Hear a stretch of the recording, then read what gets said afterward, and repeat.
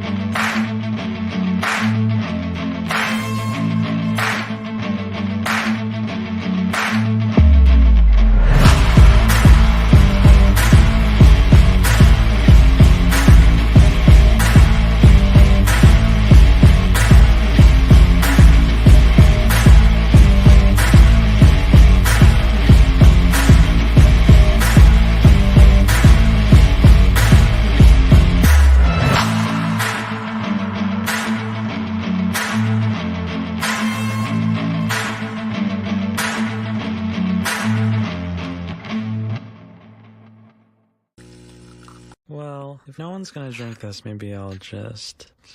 Ugh, that's terrible. That's... Yeah, I love Bob's Burger. So yeah, I was on. I can't remember what show I was on. I was with some friends, including Mad Mardigan, the other night on Saturday night, hanging out with everybody, including Max Priestley. And during the show, you can go check it out. It was on Saturday. I said, "Hey, Max, you know when you talk, sometimes you sound like Tina from Bob's Burger." And then somebody in the chat goes, "He does," and I'm like, "I know." And so I went and I found that clip, a couple of clips, and I'm like, there. And I wasn't trying to make him feel weird because I think it's funny because it's a dude that does the voice of Tina. It's not like he sounds like a girl. It's just he has that same droll way of delivering his information. And I'm like, he sounds just like Tina from Bob's Burger. So it's Thursday. I'm not normally here on Thursdays, but I am here today. Next week it will be Brian that does Thursdays. He moves his show to Thursdays starting next week. And I had a lengthy conversation with Chris DiPerno. And we're going to talk again here this week. He very well could be taking over Tuesdays. Cool. And if you don't know, which it would surprise me who Chris DiPerno is, he, of course, is the head of MUFON in New York. He is also a retired police detective. He's a nerd, and we're friends. I really like hanging out with him. I really do. He's a lot of fun. He's a military veteran, former Marine, and he's got a vast interest in things. And that's why, I meet all these cool people through Don Ecke. Don. And here's a picture of Don. I got a new picture of him. Have you guys seen it? He sits low. He always seems to be like really low back. And it always reminds me of Kilroy was here. Yep. But because of Don, I've met some amazing people, including, of course, Bill, who produces our show. Him and Chanel. And it's just it's life has gotten so interesting in the last year. And I tell people all the time, of all the shows I do, I think the ones that I enjoy, the two shows I enjoy most are the two that I do with Don. I like doing all of these, but hanging out with Don Ecke is just something else. Dude, yeah. You know what? The storytelling he does is just, it's fantastic. Yeah, he was talking about that Easter offensive. Yeah, you are a devout listener when he starts talking. Well, he had a point yesterday where he just felt like, well, I'm out of words. He goes, anybody got any questions? Yeah. I'm like, I'm just caught up in what you just told us, man. Right. Mm-hmm. I'm still soaking that in. Or as the title of your show yesterday said, the Eater Offensive. The Eater Offensive. And then I made up some bullshit story. I said, yeah, because, everybody knows that the Vietnam War was a conflict over a small restaurant in central South Vietnam, where, it was that Vietnamese food that they were fighting over, So who owned the recipe, Oh, man. I'm so weird. I know I'm weird. I got some great news. This is officially the cover to Dale Dye's new book that will be coming out. He loved it too. In fact, he said of all the paintings I've done a lot of paintings for him in the last 17 years. Why'd you pull it down so quick, man? I don't want to leave it on too long. Okay, all right. I don't want to make them mad. Okay, cool. It's my artwork, but Buy the book so you can see the cover. I have all the rights in the world exclusively to show my work in self-promotion. Yeah. But I always feel weird if the book's not published yet, and it's not yet. Yeah. Is that a wraparound sleeve or? It's a wraparound. Yeah. The front is the temple, mm-hmm. and the and him, and that is I can't say the name of the character until the book comes out, but it's a character that and I use Dale Dye. That is Dale Dye. I was fixing to say that looks like him from the back. Yeah, it is, mm-hmm. And they like that. He likes it. It's the second cover or third cover I've done with him on the cover where I painted him into it. And I like doing that shit. It's a lot of fun. That's cool. Integrating the real man into the artwork, putting that shock of white hair on top. When I did the initial sketch, I gave him a military cut. He's like, "Oh no, son, give me some hair." Yeah. Like, okay. No military. It was a high and tight is what I gave him. I gave him a high and tight. Mm-hmm. And he goes, no, let that shocks of hair grow out. And I went, okay. So I changed the style. But that is some huge news. And I've had people try to correct me all over the last week. You know, she wasn't fired. She left. And I'm like, not according to Variety. Told. Yeah. No, I said she was told to leave. Yeah. Yeah. If you can phrase it any way you freaking want to. If she wouldn't have been fired, she would have came out with an announcement saying, "I'm exploring, I've new avenues." Yeah. But even then, what happens? Because you heard that same shit with Hamada. Yeah. The fact was he was dethroned. He was still there in the office, and I would do the thing. You guys know what I would do, guys. It's me, Walter. I've got nothing on my desk. Get some empty trays. If you need help, do you need me to fax? Anyway, fuck Hamada. Yeah. I'm sorry. I'm using harsh language. It's it. I'll try not to say that word again. That's the PG-13 rule. You can use the F word once in a movie. Is that the measuring stick? Okay. Hey, Keith. Hello, Keith. Good morning. Good morning. How's it going? So, but as the week went on, I kept saying, stop trying to correct me. I know what I read, I know what I heard, and she was removed. Whether she did it voluntarily after being told to leave, or she was fired. And I believe she was fired. I doubt. And now we have it confirmed that she was fired by Disney. And I didn't think it was Feige, because Feige is in cahoots with her and with I just forgot his name again. Keith, Nate what's Moore. his name? What? Nate Moore. Nate Moore. I loved it when the three of them announced that Phase 5 is going to be better than Phase 4. And I'm like, wait a minute. It was brought to us by the same three people that made Phase 4. It's a low measuring stick to begin with.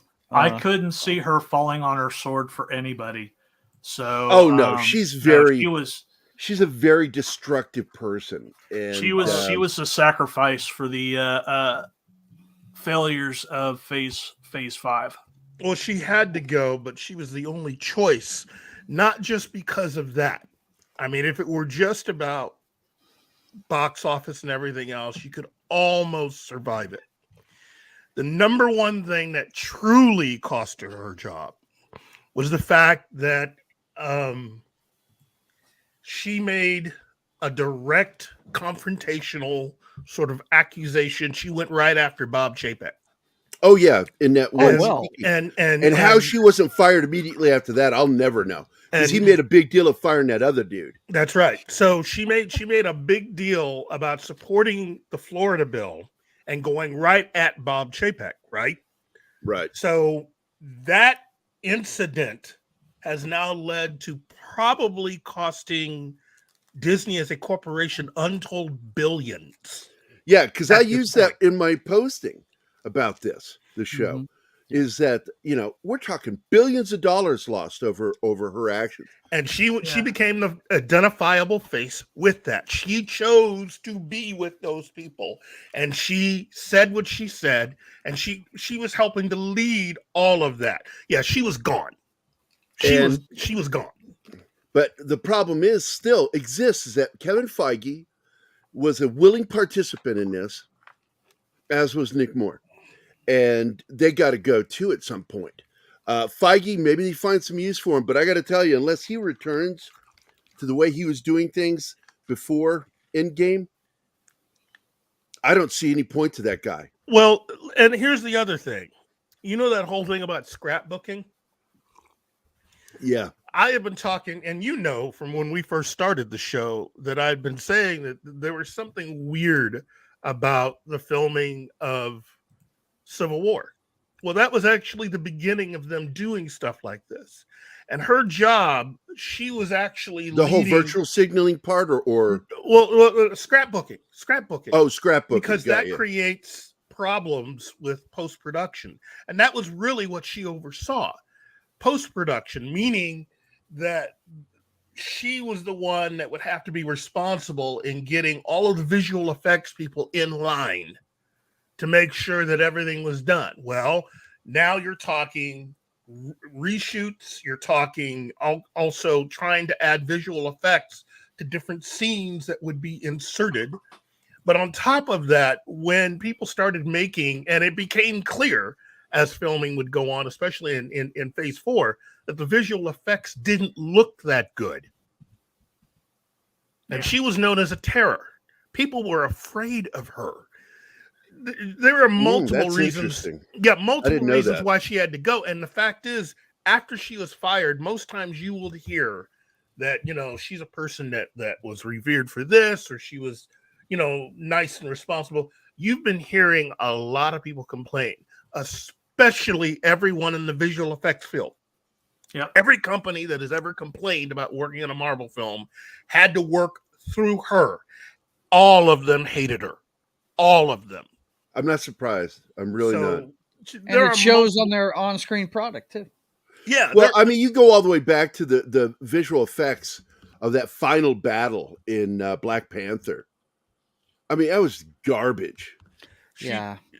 She really, and here's the one last thing that I just had reconfirmed in listening to an interview between a discussion between Andre and Cameron Pasha.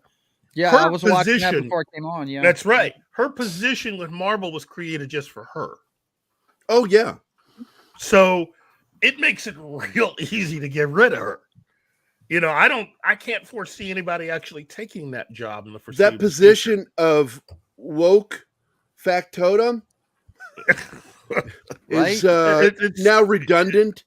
But it's also been interesting to see how when everything first started, phase 1, Kevin Feige only really had to make sure that he was able to please everyone above him at Marvel, and was someone who was directly responsible for only the films. His job was to take the material that Marvel had in the form of comics and make them into movies that respected and actually helped to promote the material that they were printing in the comics and other media. Right. That is not the job he's got now. Okay? So well, let's do one thing before you go there. Let's lay something out here. Is that and I just saw a comment. Let me go into the comments here and look and start. I just saw it here. Sock says she was fired and Feige didn't stop it. And he asked Mikey, our good friend Mikey Sutton, it seems like Feige wanted her gone, and Mikey said yes, he did. And this is very telling because there was one of two things going on. that she was a behind-the-scenes tyrant that caused Feige to be forced into a corner to acquiesce over anything that she demanded, or he was a willing participant. And we can actually find this out really quickly. How do we know this if when it unfolds, Keith? You explain. How we'll know that moving forward. That nobody takes that job. That job does not appear again. That's one. What's the second part is that we see a distinct shift in tone. Yeah. If there's a distinct shift in tone of the Marvel films moving forward, that means that Feige wasn't in league with her. Hey, That's Mikey. one of the telling ways. Mexican Iron other Man's Mikey joined is us. here. Yeah. Mexican Iron Man. Yep. I really do believe. Oh, absolutely, absolutely, dude. She screwed up Namor. Yeah, I really do. Hey, Mikey, how's it going? I really do believe, though, ultimately, that Bob Chapek was really trying to focus in on really trying to make sure that what they had upcoming, vis-a-vis the X-Men, aren't negatively affected, because that is one of the last great IPs within the Marvel. Well, they got to stop doing this. This hatred towards the name X-Men. Well, 97's been delayed. Yeah. Yep. Well, no, a lot of things have been delayed because financially things look. They're in trouble. You've heard that billions. Iger he's following Chapek's original plan. He has to. Yeah, imagine that. He's following the plan by the guy that they just fired. Yeah. So, and I feel bad over some of the stuff because I called him ineffective. I had no idea how badly the board was railing against him and fighting him at every turn. Well, on top of that, Iger actually did have a job with them. His consultant, he had a separate contract for his consultancy that was written into his main contract. That when he left, when he retired, that Disney had to automatically hire his company. His company is I think supposed to be there for at least another 5 to 7 years. Well, seeing as how he wasn't gone that long, technically his company now, that contract is paused until after he leaves again, which means that when he leaves, because he's only supposed to be there 2 years until they can find a suitable replacement, he will still be advising Disney. Yeah. For at least up to 5 years after he's gone. Look, I used to like Bob Iger. Me too. It's really sad because I used to really like him until I found out that every single person that's been a problem at Disney, Marvel, and Star Wars, he oversaw their hiring. And these were people that were Bob Iger ilk, shall we say. And so he's a problematic person. Up to a point. But I'm never going to take back some of the things I said about Chapek because he was an ineffective manager, but now I'm actually giving him a little leeway because I didn't realize just how hard it was for him. But now we have this investor who has really forced Disney's hand. Mm-hmm. I forget his name, but you know who I'm talking about. Yeah. And we're starting to see a shift here in the paradigm. And can I say something real quick, about Bob Chapek? I don't know if you guys saw the. I just don't want to get too far away from Chapek in the conversation. Did you guys see the behind the scenes Zoom meetings or whatever the hell they are, the internet meetings they were having with the executives there and stuff, and the apology video he made for not standing up for different woke values and stuff. Oh, did you see that? The board forced him to do that. Right. Mm-hmm. He looked like he was in a terrorist camp with a gun to his head when he was reading it. I was like, one of those goodbye videos. I really think, Chapek did a good job with the parks, and he just stepped into something he didn't even know. Well, the parks were screwed. Into. First of all, they were screwed. The minute Kathleen Kennedy involved herself in that shit, because that was Bob Iger's idea. Mm-hmm. And then Bob Iger because he's kind of an idiot.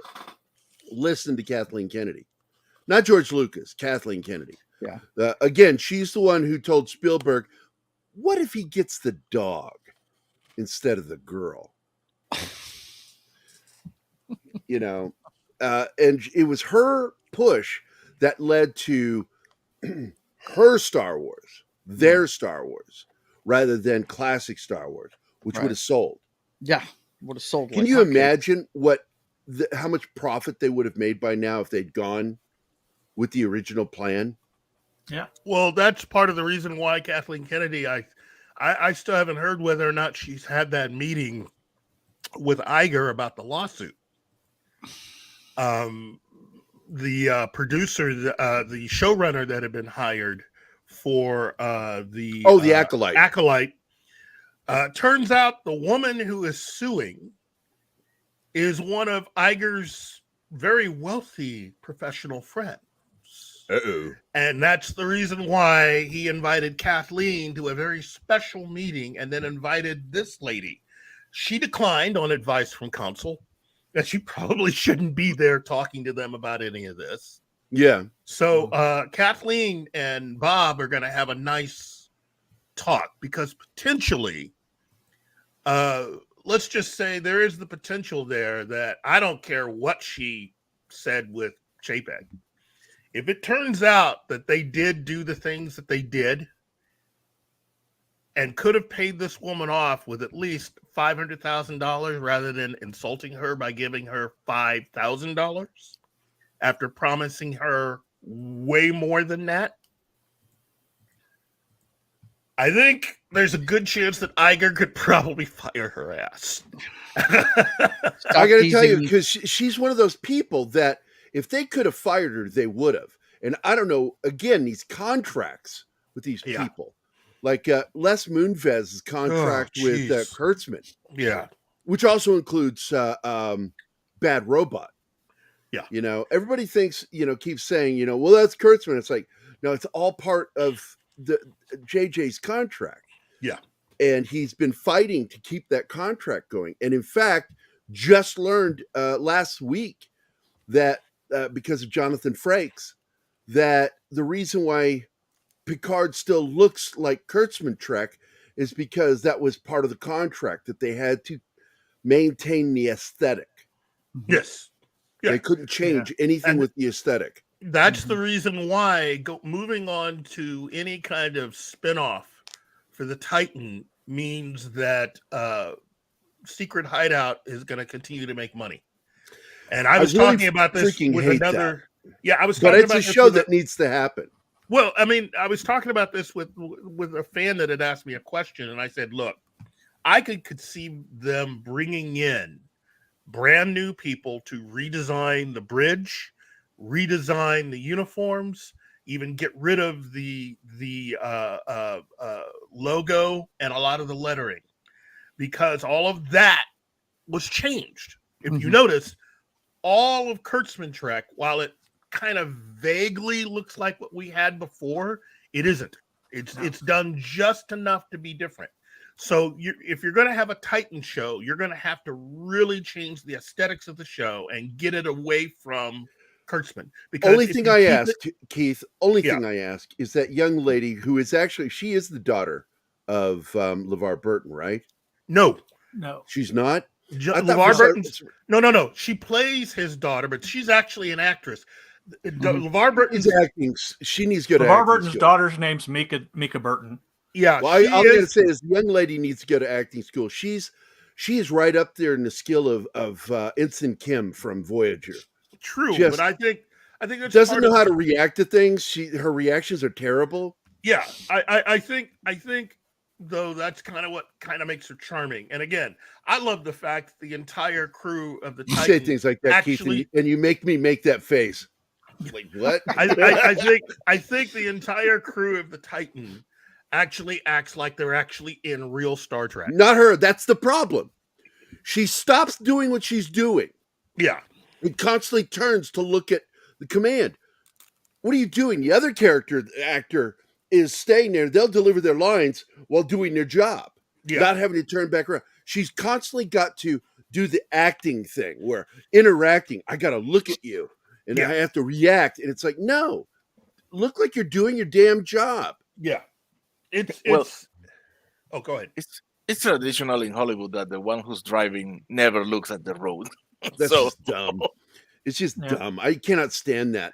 I mean, you go all the way back to Star Trek, and those characters never broke character while they're doing their jobs. Yeah, even when it looked like everything was hopeless, as Sulu was always facing forward. Everybody faces eyes front. You got to be ready. At the most, you would get this lean like this, where they're you'd saying something back to the here, right, and then they would go back to what they're doing. They looked and acted like a bridge crew. She acts like somebody who's performing a part rather than being part of the crew. She just constantly brings herself out of like she's coming out of character, and that's what I don't like. And it's a direction problem and it's an acting problem. And the other thing that I suggested is that if they were really smart, and I know this is going to break some hearts, but if you really, really want to get away from giving any money at all to Kurtzman, you're going to have to do the extreme and change a lot of their backstories, maybe alter a few names, spelling of a few things, pretty much go against some of the things that you've learned in Picard season 3. But my thing is that could be for the best because it'll at least relieve Kurtzman from any financial gain, from any success that really comes out of having Titan as a show. And again, it gets you out of the dark aesthetic. It gets you, plus you're going to get a whole new bridge because it's already been established that even on the Titan, the way that they design that set is based on how originally for all of the designs for Discovery, which come from, as Gerry was stating, which come from the JJ films. All of it comes from the same place. Can we make at least one refit to it, though?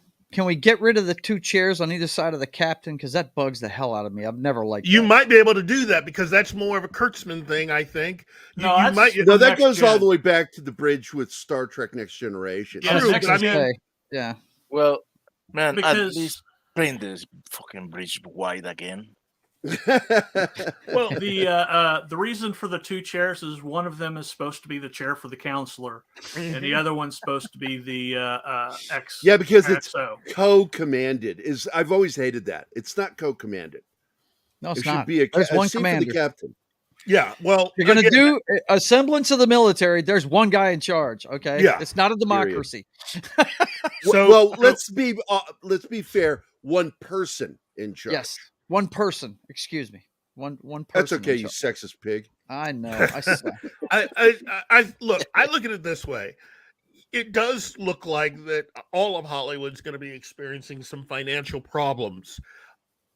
But the success of season 3 of Picard shows that someone who actually is good at their job and in combination with that actually is a Star Trek fan, and has professionally worked on Star Trek before, can do a lot with very little.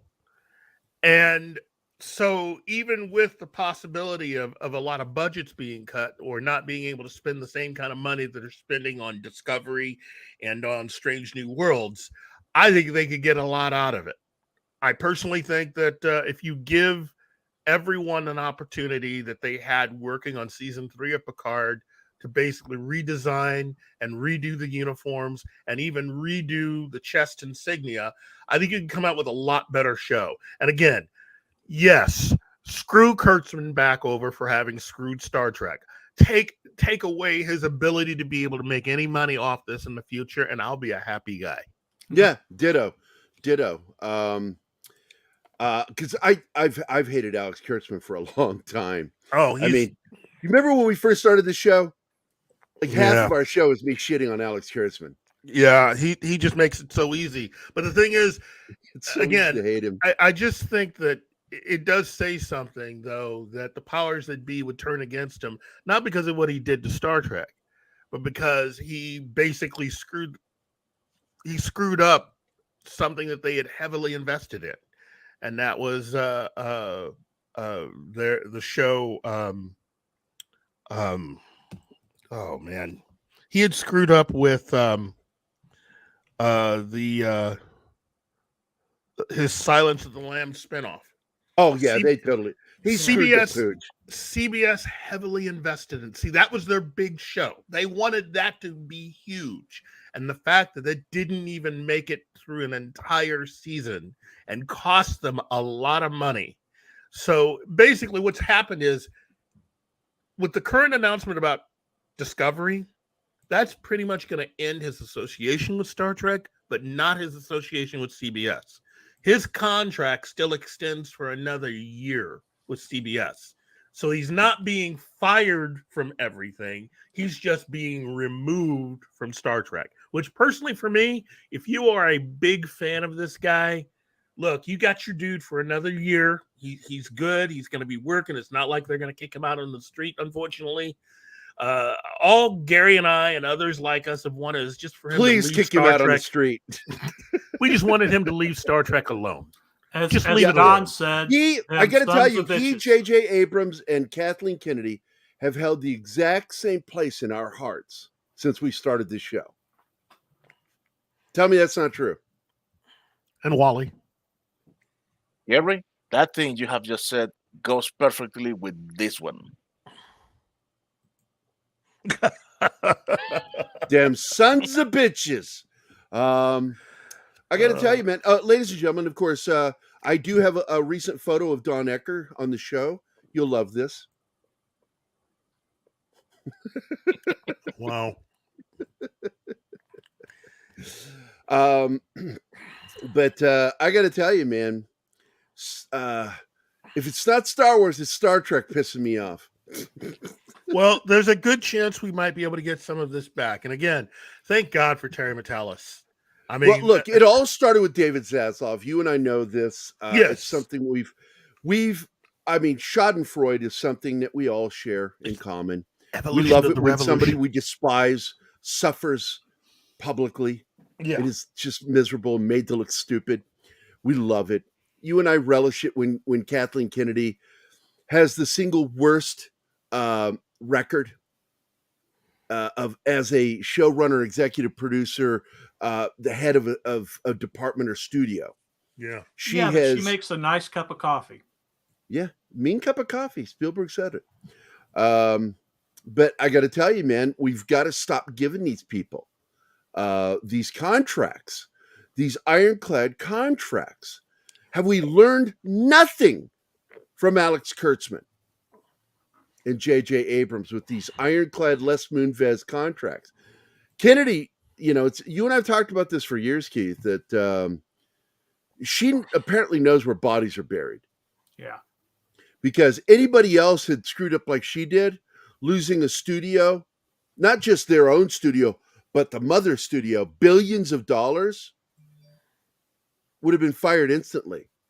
Yeah. How she maintained not only maintained her job, but kept doing things, creating new problems. Oh, yeah. Blows my mind. Well, she honestly thought that given enough time, that as the younger fans grew up with what she was feeding them, that they would come to see that as being more important than what had already come before. And that they would then recognize her as the guiding force of Star Wars. And eventually put her even higher than Lucas in their minds as far as being I know that was the plan.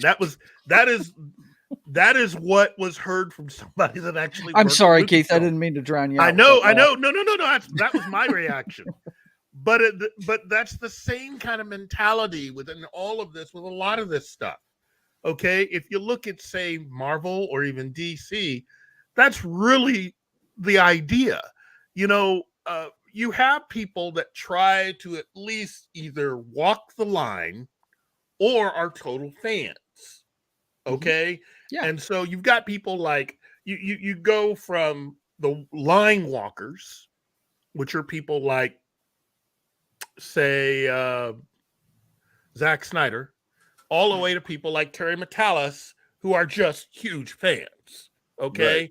Well, it's hard to be either one of those because you're looked down upon if you're not one of the people with the right attitude, the right politics, and the right way of just viewing things. Okay. Which is everyone else that isn't a part of what I've just named. It's everybody on the far side of all the rest of that. And when you get people like Toby Emmerich and a lot of those, Kevin Tsujihara and all those people from Warner Brothers, when you look at people like Nate Moore, when you look at people like Victoria Alonso and Kathleen Kennedy and the writers group, who, as I've heard, are now officially scared. Okay, they understand that their time is coming. That's a good thing. Well, they've lost their protection.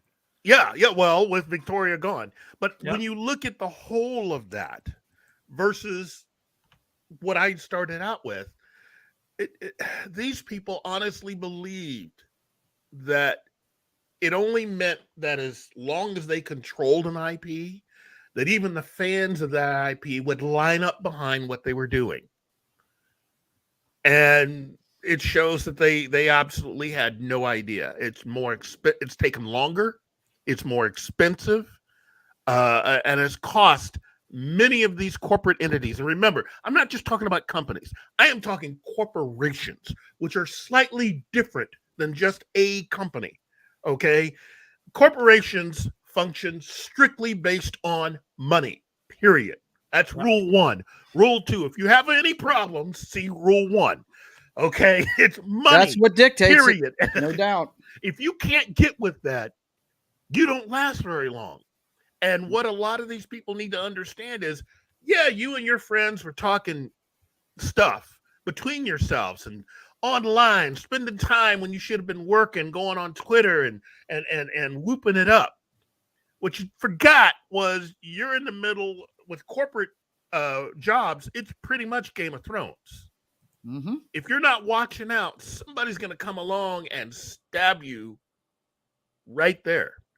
And a lot of these people need to understand you had to have known this was coming as you saw the amount of money you were having to spend to try to convince fans that what you were giving them, what you were shoveling to them, was good for them. What's really the best disinfectant is other properties making a whole shit pot more money. Yes. Top Gun Maverick, Avatar, The Last Airbender, the current version of Picard, that they were writing this off. They gave it to somebody, said, see what you can do with it. And all of a sudden it's the hottest thing on streaming right now. So, that's the best disinfectant, if you ask me. But Kurtzman actually has fallen into success again. I hear his version of. Well, he's always been that guy that failed upward. Yeah, but I riding hear the coattails. Right. Well, I hear his version of The Man Who Fell to Earth's actually pretty good. Okay, of course, we all know it's not really because of anything he truly did. He just happened to have the right combination of people working for him. But the thing is, that's when it started. What's his name? Chiwetel Ejiofor. Yeah, I love him as an actor. Yeah, I hear it's actually very well done. But the thing is that look at the wreckage, though, that he went through to get to where he is right now. Look at all the stuff that he ruined. I mean, he has done a thorough job ruining Star Trek. Ruined, Brian. Ruined. Thank you. But he really has done a bang-up job. Oh, and on top of everything else, if we do not make any changes and they decide to spin off Titan as a series, that if they make no changes to the show, he's going to continue to get paid for it. Yep. Because it was created under his watch. So, I mean, again, here we are. So, look, I look at it this way. You really want to see things change? You really want to see things just go like gangbusters? Keep your eye on what Bob Iger is doing right now. Because I really do think he actually opened up his bill from the charge card that he had been using to get Pixar and to get Lucasfilm and to get Marvel, and finally took a look at how much he owes. I believe that He's probably thought to himself, wow, that bald-headed SOB actually had it right. I'm going to have to make some changes or else. So, and again, for him, the most important thing really is his legacy. He's not lying. You know, what you do leave behind when you have this kind of job, his legacy is very important. And there's a lot of people standing between him and what he wants to leave behind. So if that means cutting through all these woke people that have followed him for years, again, remember, this is corporate entertainment. This is not a company thing. It's corporate. So nothing personal, but you gotta go. And that's what he's gotta go. I think the big thing that really woke them up was the whole Reedy Creek affair. Yes. When they lost their special status in Reedy Creek, and they lost those billions of dollars coming in. Uh-huh. So that was the first domino. Yep. That was the first domino that hurt. And they're like, wait a second, we're like, hey, you are really undersettling it when you say it hurt. Man, yeah. They had the golden ticket for how many decades? I mean, since 1971. At least since 1966, because that's when they started negotiating with the state of Florida. So basically, the entire time I've been alive, they have had this really amazing golden ticket. And now, because a few people like Victoria Alonso decided to run their mouths, they've now lost it. And so basically, Disney's going to basically be like everybody else. Welcome back to Earth. So, yeah, there's going to have to be some changes if they're going to be able to live within their means to continue to run everything the way they'd like to. That's really what it comes down to. So if anybody within the sound of my voice is not liking a lot of things that I say, then let me help you out here. If you like Disney World, these changes are going to happen. If you like Disneyland, these changes are going to happen. If you've liked everything you've seen up to this point, as far as the merchandising and just the going out and spending time at the lodge or on many of the ships that they have, the cruise ships, if you like any of that stuff, these changes are going to have to happen. Okay? You cannot have it all. That time is over. That time has passed. And everybody who is partying while Rome burned, well, now we're left with ash, and it's time to start picking off the a-holes. The butcher, and that's sort of what's happened, because they've had a decade, of just screwing the pooch, and over a decade for Star Trek since 2009. You know, and it's funny because I keep flipping back and forth between Star Trek and Star Wars, our discussion here on the screen. Yeah. But the fact is when JJ became a part of Star Trek, he Star Wars Star Trek.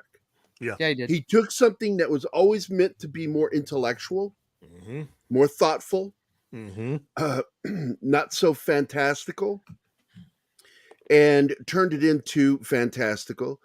We saw that when he did the Millennium Falcon turn with the, who was it? Oh, it was Mud's ship. Yeah. In Star Trek, you see him do the sideways thing when they're on the Klingon world. And I mean, it's absolutely became Han Solo. Kirk was Han Solo. And it left such a nasty taste in my mouth when he did that. I despise Star Trek Into Darkness. Well, I just think that ultimately what it is, I think it was Rick Sternbach, who was one of the original designers for Star Trek The Next Generation, who had said that, no, what it really pretty much means nowadays is that there's definitely a multiverse with Star Trek. It has now got a multiverse. And the way he broke it down is exactly the way I've been saying. Basically, so Star Trek exists from 1966 to 2005. Yep. Then once you get into the JJ film, what's his name? Les Moonves and Redstone. Yeah. broke Star Trek up in 05. Uh-huh. And then you have basically the JJ verse, and then you have the Kurtzman verse, and that's it. Those are your three. And the Okay? Kurtzman verse is just J.J. Abrams Jr. Yeah. And while it is different, it is still more. It has more in common with the JJ films and aesthetics because you're using the same people who designed all the ship stuff for the movies, Mm-hmm. the same people who designed the costumes for all of the JJ films. The same people that love lens flares. Yeah. The same people who designed and won Hey, Academy lens Awards. flares are good. It's just they suck when you overuse them and put them over top of things you want to see. Right. Or if you don't use anything at all, just turn off all the lights because you can't afford a different type of ship like they do in Picard. And then it just works out that you get people that do not love what they're working on. And that to me is the saddest fact out of all of this. Kathleen Kennedy does I not want to love bring Star Wars. something here because this is important. Yeah. To what you're talking about, which is bringing up again the guy that is in charge of talent at Marvel doesn't want to hire anyone who's a fan of Marvel. Oh, jeez. As a writer. Yeah. There's a huge chasm filled with stupid at these studios right now. Refusing to hire. I mean, just using basic common sense. Now, look, the word, the name or phrase common sense really is a misnomer because there is no such thing as common sense. You don't learn when you're born. You're not born and innately know not to touch something that's hot. You touch something hot and then go, that was hot. I don't like that. It's making me cry. I'm not doing that again.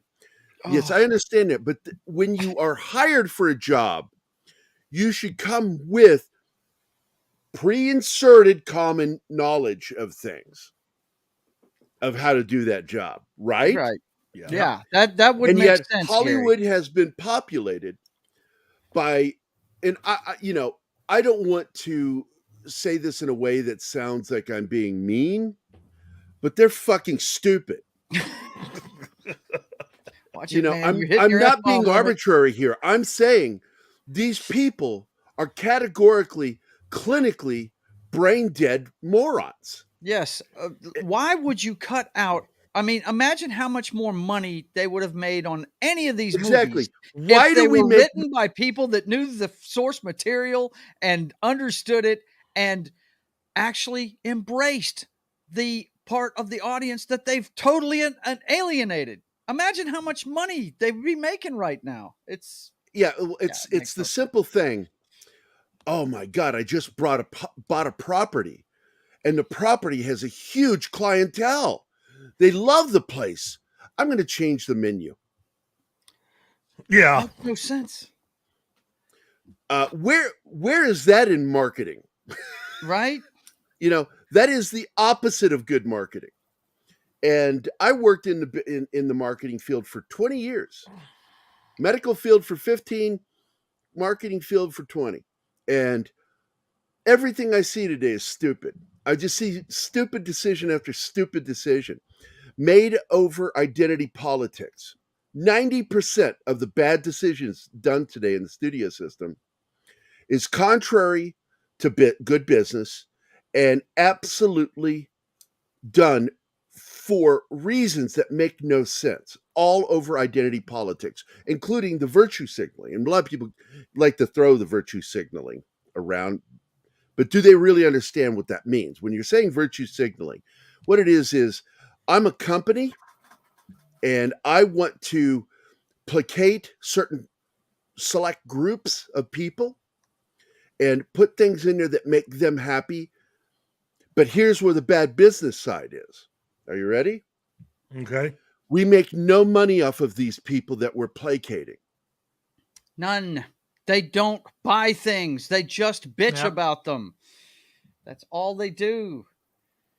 I mean, look, I mean, I'm going to give you a sports analogy. I know a lot of you don't watch sports like me, but there's a guy. I do. I love sports. Okay. All right. Well, I you just don't remember like the that gay Jimmy sports you watch. Johnson Dallas Cowboys team that looked unstoppable, and Jerry Jones screwed up and pissed off the coach, and he left. And this guy from Oklahoma, who I love, he brought up my team a lot of championships, named Barry Switzer, stepped in. Everybody was like, yeah, he got a Super Bowl ring because of Jimmy's team. You know what? Barry Switzer was a genius because he told those guys, just go do what you do. He didn't change anything. Right. We got to win a formula. Let's keep going with it. I mean, that's genius. Yeah, I got to tell you, absolutely. NFL lost its collective mind over the last 15 years. Yeah. We've watched the death of these athletes who are pampered and make way too much money. These contracts they get are insane. Nobody should make that money that they're making. And then they complain. And they use identity politics within the sports, ruin for the people who actually watch it. Sounds like you're and so talking you saw about the everybody NFL making Marvel movies and and everybody NBA, making, which is owned by China. The NFL and NBA in particular, their viewership has dropped by over 50%. And they've been in panic mode, but not doing anything about it. They continue the same theme. Just keep moving it forward. The problem with all these corporations is they have yet to learn the lesson that they need to learn, that Twitter is not real life. No, yeah, exactly. They're reacting to social media, and that just clapped. They're trying to base now. Being a manufacturing, I understand the thinking. They're trying to base it on data, but they're grabbing their data from the wrong sources. No doubt about it. I mean, it's when they look. I'm going to tell you something. We've known for a while JJ is poison, but he kept getting contracts. And I don't know what's going on with these executives that keep hiring these idiots. Yeah. It's like, does nobody look at the numbers? Well, the thing is that what's been happening over time is that JJ has been losing jobs. He's not where he once was even 3 years ago. And it seems to be, if not for the man who fell to earth, that would extend from him to Kurtzman and possibly to a few of the other people that have worked. Well, I love that show, Prodigal Son. Yeah. I thought that was a really good show. Look, Greg Berlanti and Alex Kurtzman have put out some stuff that I can enjoy. Mm-hmm. The more hands-off they are, and the less IP it is, like IPs that are already pre-loved, the better they do. Yes. But look, we got to get ready to go to commercial break. So we need to kind of summarize really quickly. And then when we come back, I'm going to read some of the comments. And I haven't even said good morning to everybody. So I'm going to take a moment here to say good morning to everybody in the chat, because we've got Andy Morrow is here. Of course, Anima Confusa, Love of My Life, is here.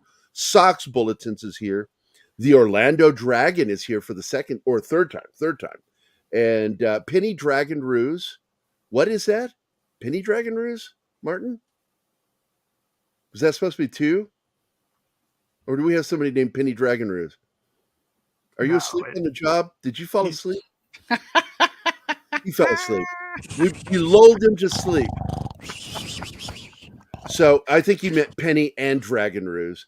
D. Bud Martin, Wolverine 626, Kingsport Cal, Mexican Iron Man, of course, our good friend Mikey, Geek Time TV, White Keith, and Grandmaster UV. Let's see. I almost said Joe's comment, more coffee, BRB. Like, who's that? This is the new name. Oh, it's telling me he's getting coffee. Don, them sons of bitches, Ecker. Roman of the Empire is here. He is someone that I had actually talked to about taking over on Tuesdays, but we couldn't work out. In fact, I'm trying to get him on to join us on Fridays and Saturdays, and he can't figure out his schedule. He doesn't know what he's doing. But go check his videos out, man. He's really cool. I like his shows. He needs more subs. Really good dude. Brian introduced me to him, and I thank Brian for that. Good dude. Brian's supposed to be here too, as is Nathan Cheever said he was going to join us today. So maybe we'll see both of them in the second hour. I hope so. It'd be nice to see him. When we come back from commercial break, I will pop in and read some of the comments. And but until then, Bill, take us away. Hi guys, this is Gerry from Pop Culture Minefield here on KGRA, and we're leaving for our first break. I hope we survive. A birthday without her mom, an anniversary without her husband, her wedding day without her dad. These are the days when military families feel it most of all. The loss of their soldier, their sailor, their airman, their Marine, their Coast Guardsman. Families never forget their loved ones lost to war or illness or suicide. Families never forget, and neither do we. We are TAPS, the Tragedy Assistance Program for Survivors. We provide resources, support, and comfort to heal the hearts and meet the needs of grieving military families, all at no cost to them. Your generosity can make an enormous difference in the lives of the families of our fallen military heroes. Our military families need to know they are not alone and they are not forgotten. Show them your support at taps.org.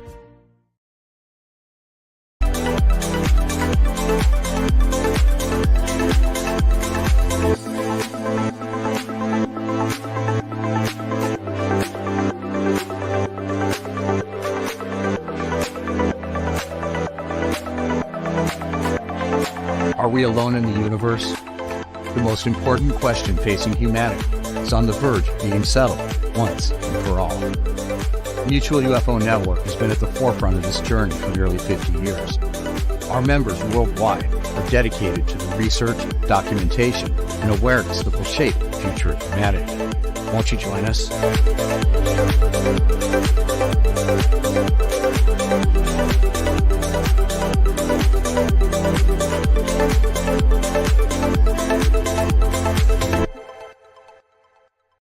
Hey members, the new KGRA DB app is now available on iOS and Android devices.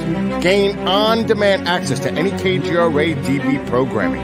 Download any show directly to your mobile device to listen or watch on the go. Go to the App Store and search KGRA DB. Oh wow, we survived. Welcome back from the commercial break. Now for some more Pop Culture Minefield on KGRA. So we've returned. I'm going to share the link now. If you guys want to go sub to Roman of the Empire, check his videos out. Here's the link. It's in the chat right now. It's a really, really good channel. I see good things coming from it. I hope that he finds a way to join us because one, we have a fun crew. Our panels are a lot of fun to be on. And two, it'll give him a little more exposure and get him, because I want to get him some more subs. He needs more subs. This guy, anybody that's like, even if they don't agree completely with what Keith and I do with these shows, Brian and all of us, what's important is that we all come from a very similar understanding. And it's something that everybody in our network has a basic similar understanding and outlook on what's going on and the problems in Hollywood and how we have to be good consumers. I was just making fun of my buddy Mike Arthur on Facebook because he, you know, I was taking a shit on the new Perry Mason. This new season's just awful. And I said, the problem is, you know, if you buy a steakhouse and you put steakhouse in the name and you serve nothing but meatloaf, I love meatloaf. I do. But when I go to a steakhouse, I have a certain amount of, and rightly so, expectation of getting a steak. And I'm going to sue you But for when you false serve me advertising meatloaf- for not doing it. Yeah. Yeah. So look, the problem with Perry Mason is that Gardner, Earl Stanley Gardner, had a plan when he started writing those stories. And two things that he wanted to make sure didn't occur within his stories was he didn't give two craps about characters' background other than who they were. He wanted them interesting, but he wanted them good at their jobs, and he wanted you to focus on what they were doing. And you learned who they were through how they interacted with each other. Their backstory wasn't important. And he made this clear. He said this. He said that Perry Mason's stories, what he did in the past wasn't important. It's what he was doing that was important. And the interpersonal relationships occur in the story as they're doing things. And he didn't want to venture into their interpersonal relationships and their private lives past that, because it didn't push the story forward. It was important to focus on the story and tell the story. The new Perry Mason does the exact opposite of all of that. And it's more like, what is it? Boardwalk Empire 2 or Chinatown, the series. It's not Perry Mason. It sounds like a deconstruction. Well, that's what they do. They keep doing this deconstructive stuff. And I'm like, I feel like Bob Newhart when he's on Mad TV as the therapist, because so you've told me everything and it's causing you a lot of discomfort when you do these things. And that it seems like it's this one thing that you're doing that seems to be causing the problems. Am I correct on this? And they go, yes. And he goes, stop it. Hey, right? Stop doing it. Stop doing it. Stop it. Stop it. Stop it. And that's what's going on here, because people just keep doing stupid shit. And this is Robert Downey Jr., by the way. He effed up Dr. Dolittle, completely screwed the pooch with that. That was an unwatchable film. And then he does this. And it's like him and his wife. And I'm like, stop trying to remake things better for a more modern audience. We have Bridge. Of course we do. Oh, no. And I bet it was either Monkey or Che. It's Che. I win the internet. I did it. Go ahead and play the video real quick, and then I'm going to get to reading some of the comments from everybody. Oh, you're not queued up. All right. Oops. Not prepared. Gotcha. Open your back door, baby. Loosen your hinges, I'll show you my key. Awesome sauce. Awesome sauce. That is awesome sauce. That's my favorite one. It is one of my favorites. They have a lot of backdoor references on that show. Yeah. Wolverine 626 says Draft Day with Kevin Costner actually had 2 surprising F-bombs in that PG-13 flick. And they can get away with it. What they can't do is the F word cannot mean to have sexual congress. They can use it as any kind of metaphor, but it cannot be used as the literal word to do something. Mm-hmm. And that's the rule of PG-13. They can have, I can't remember how many shit words in it too. It's very specific how it's said. Like you can, okay, I'm doing this. I was surprised to find out last night that Lucasfilm hired Stephen DeKnight to write a brand new Star Wars movie. He's a great writer. I don't know who that is. Do you guys know who it is, Keith? Yeah. He's the guy that wrote Peaky Blinders. I love that show. Also, he was the guy who helped out and wrote a good portion of Daredevil from Netflix. Really? Wow. Yeah. I got to tell you, look, I don't have a problem with dark moments in Star Wars, but don't make a depressing Star Wars. Andor was depressing to me. I thought it was good, very well written, but it's depressing. And that's why I don't think it got the numbers they wanted. Mexican Ironman says she's, what is it? She's our Finchland, who notoriously are racist a-holes to the rest of us Hispanics. So she can get those boots. I'm assuming you're supposed to be Argentinian. Argentinian. Oh, okay. He's doing voice to text. I bet he's doing voice to text. That's why that. Yeah. Okay. Either that or he's just terrible at typing. F that hoe. Yikes. F that hoe. It's not Stephen DeKnight, Sogsbolden. It's Stephen Knight, the Peaky Blinders creator. Thanks, Wolverine. All these execs. Hey, by the way, Kingsport Cow, how you doing, buddy? All these execs want to stick their D words in everything so they can say, I did that. And it's absolutely true. Yeah.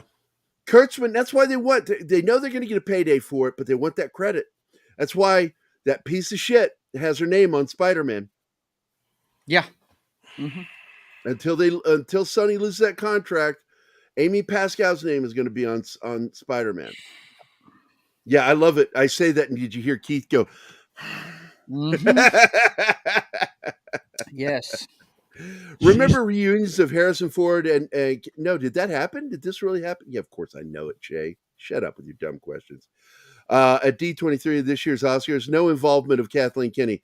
You're very right there. It was really one of those great moments. And you want to talk about genuine emotions. That I'm so glad to see him have a research of his career. He got screwed so bad in his career. Yeah. And I love seeing him come back.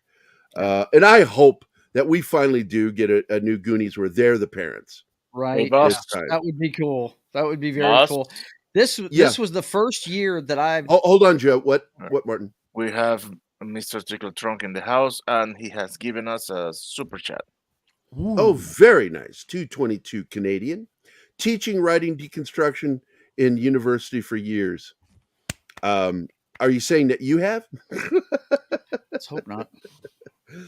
I'm telling you, man. Deconstruction. Look, here's what you have to do to be an actual good deconstructionist. You have to do what Picasso did. Picasso was an amazing artist when he first started. He went through his realist period, and he was very good at portraiture, landscapes. This guy was amazing, and he mastered it. And then he looked at it and he goes, I've been doing this and I'm tired of it. I want to find something else. So he began to deconstruct what he mastered. He was a master artist already when he began to go through the deconstruction period where he did cubism and all that stuff. I hate that stuff. I'm not interested in the deconstruction. I'm interested in the beauty of artwork. And not to say that some of this stuff wasn't beautiful, even in his deconstruction, but his cubism period was just awful. I hated the cubism period. But, and by the way, it led to a funny moment. I was in his home/museum in Malaga, Spain. And I was 13. My dad's got me in there walking through the tour, and this lady who's one of the head curators there giving us a tour. And as we left the original art room with some of his beautiful early artwork, we go into his experimental deconstruction phase. And I stopped and I'm looking at the artwork, and my dad saw the look on my face and he goes, what do you think of this, buddy? And I said out loud in front of this lady, is this the kids' art room? Wow. And she escorted us to the front really quickly. She was so offended by what I did that I didn't mean anything. I thought it was genuine. But thank you, Mr. Tickle Trunk, for your 228 Canadian. For that, you get this classic. Well, whatever helps you sleep at night, bitch. There you go. Thanks, Tickle Trunk. I appreciate you, man. Well, besides that, we have a number of member chats that we have this one. Oh, outstanding. 16 months, man. Yeah. You can tell Tickle Trunk has a steady job. No interruption of service. Oh. And Kings Porcal, member for 7 months. Outstanding. Asking, who the F is Perry Mason? Hey, my brother and his wife watch the old ones religiously, man. I do too. They do. What were you going to say, Keith? You were about to say something. Yeah. Wait. We have monkey. No, I want to get Keith's comment. No. It's not that important. Not that important. Oh, you were about to respond to Cal. Yeah. No. All right. I don't need. Damn it. All right. Go ahead. One for Monkey, who's been 8 months. 8 months, and our very own Das Wolfen for 16 months. Thank you, John. Well, again, John has a steady income. No interruption of service. Thanks a lot, guys. I appreciate it. And thanks, John. John's a good dude. Remember reunions of Harrison? Oh, I already got that one. Yeah. Moving on to the next one. Terry Metalis said that if he were to continue with Star Trek, he'd want to call his series Star Trek Legacy. And there are rumors a few weeks back that he had been removed and that Kurtzman was reinstated. I find that hard to believe. I really do.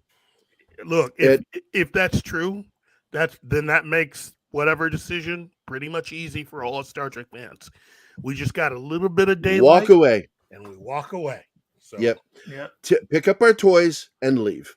Anyone read Michael Dorn's Steel yet? I didn't even know Michael Dorn had something named Steel. Is that his penis? No. He's writing a Steel comic book. The character of Steel. DC, yeah. Steel. The comic Steel, like Superman? Yes. Yeah. Oh. And that comes out in June. Well, very cool. And he is a nerd. We've known he's a nerd for a long time. Yeah. I got his signature over my I wall. worked with him. I did work. I worked with him on Liberator, that comic I did, and all the comic art for the movie he's in. Oh, because I love him. It was a movie first with Lou Ferrigno, and I did the artwork for the movie to put comic art within the movie. And then they got together with Blue Water Comics and said, we want Gerry to do the comic. And I agreed to do one. I wouldn't do any more than that because I don't want a monthly. That's him right above this ear on the wall. Yep. So you've relegated it to a tiny spot on your wall. Dude, just a little. I got a signature at Comic-Con, man. I was honored. I love when he was on TED 2 making a very bad cosplay of Worf. Yes. Comic-Con. That was awesome. So Keith says he's writing a new Dawn of DC book out in June. Sorry. That's okay, man. That's fucking awesome. It is. You're about to say something, Keith? I'm trying to get through these. We got 18. Well, then let's go ahead and do comments to get through. Che says Micah Burton appears with her father in today's episode, The Bounty, as Alandra LaForge. Okay, that's good. I like that. So he's got 2 daughters that are a part of this. All right, cool. In universe. Whoever that girl is, though, she really does need some lessons on how to act like she's working the helm. Wolverine 626 says Kurtzman in a recent interview is still saying that they've got plan. Of course, Ryan Johnson's doing the same thing. Now, finally, we got confirmation his shit's dead. Section 31 is still coming. I actually think there's hope for that, but he can't be showrunner, and they got to get rid of Akava Goldsman. I swear to God, that guy's just poison. I can't do it. I can't do any more Kurtzman Trek. Section 31. So we're gonna have official uniforms, our own insignias, our own ships, and we're supposed to be a secret. Yeah. Right. Yeah. Josh Lucas in Megalodon flick called The Black Demon, directed by Rambo Last Blood Helmer, coming April. Oh, yep. I like Josh Lucas, dude. The Black Demon has some doorbell. Until Metalis Picard season 3, Trek has been pulverized into unrecognizable. No, absolutely. It's not been Star Trek. They came close with Discovery season 1 with Lorca, but I predicted very quickly. I think I got one episode in, and I turned to our buddy, Travis. I turned to Travis and I said, "He's the villain." Because you think, and I went, I know he's the villain because you can't have an in-charge guy like him. You were way more nicer for season 1 than I was because that pilot turned me off. I got to tell you, season 5, episode 5 through I think 9 were actually halfway good episodes. But the minute they let us know that Lorca was the bad guy, it murdered the whole season. I just couldn't get past her secret superpower of being able to communicate with Sarek over. I mean, that vast distances. Oh, geez. Yeah, I don't even want to go there either. Until it's like somehow Vulcans became Jedi. In that show. Until let me skip that one and move on to this one. If they just brighten this, I don't want to get into that. Look, I'm still mad at the tech where they have transparent view screens that are in front of backlit areas. Yeah, come on. How can you see that? Have you ever tried to look at a computer screen when there's direct sunlight on it? I've got one in my face right now, and it's hard to see what's on here sometimes. Same thing. It's the magic BS device from the season 1 of Picard where you can. It makes it hard to do your job if everything is the same. That's why the Star Trek bridge, the original, was really cool. And even with the evolution of the bridge, it still maintained that simple aesthetic until JJ and Kurtzman. Stephen Knight is technically writing the new Star Wars movie. He just replaced Damon Lindelof. I don't even want to go into that one. I'd like Kelvin Trek over the recent crap that Kurtzman has plopped out. Look, we need to bring Star Trek back, make it whole, is what we need. Yeah. And if they continue the direction they try to do here and remove Kurtzman, it'll happen. Let's see. Roman of the Empire. Good morning, groovy folk. Let's see. We're down to 14. They all need to put their stamp on it because hubris. Yeah. Sheer effing hubris. Let me just say this. Given what we've learned for season 3 of Picard up to this point, if they can at least stretch the story around that the bad guys that we learned about last week have been there the entire time since season 1 of Picard, and that's explaining the reason why Starfleet was so messed up, I can almost forgive them for some of what they did, but not for all of it. Yeah, I got to tell you. And by the way, Chase got an interesting thing here. Difference from what I've learned is that Terry Matalas has good Star Trek DNA in his resume. And the fact is he is a fan. My problem with Picard season 3, beyond the Alex Kurtzman thing, is the fact that the first episode, I had beefs immediately. Because, look, no matter what you say, what you do, and I've had people try to argue this, and this is what I do, and they go, Star Trek's not, Federation is the military. And I'm just sit there like this. Are you done? Right. Are you done? It is the military. It's the Navy. Come you on, sit man. there and talk yourself blue in the face. You can be like a 5-year-old and hold your breath. The only 2-part episode they had in the original series was a court martial. Okay? Yeah. It's the military. McCoy yelled, Kirk, you're military, man. Act like it. So, when you have officers on deck, okay, the bridge, there's behavior that is expected on that bridge, even in Star Trek.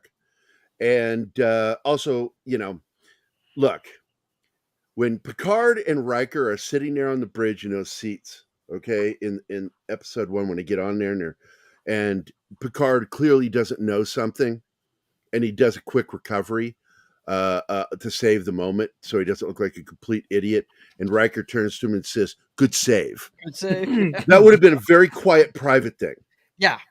It wouldn't have been said out loud where everybody could hear. Well, the one that bugged me was whenever he called out Jordan's kid right in front of everybody. Called out LaForge, the nickname and everything. That was absolutely would never happen on a bridge. Any that would officer never happen in front of personnel. Call out that is a private, like when you're in the dining hall joking with each other.